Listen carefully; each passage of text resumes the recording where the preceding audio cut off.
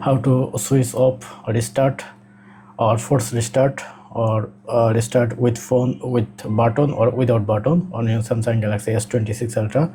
So first method is, if you open control panel, then you can see start and power off. If you press on power off, your phone will be power off, and if you want to restart, your phone will be restart. And if you want to restart your phone with button or turn off, then volume down and power button, you have to press those buttons together, then you can see your option is available. Now for example, your phone is stuck or you need to force restart, then how to do it?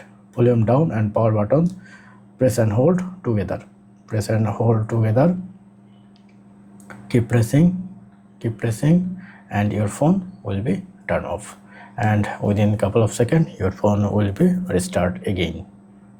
If you don't see it's come, then just press on the side button, then as you can see your phone is starting. That's it. Please thumbs up and do subscribe if video helpful.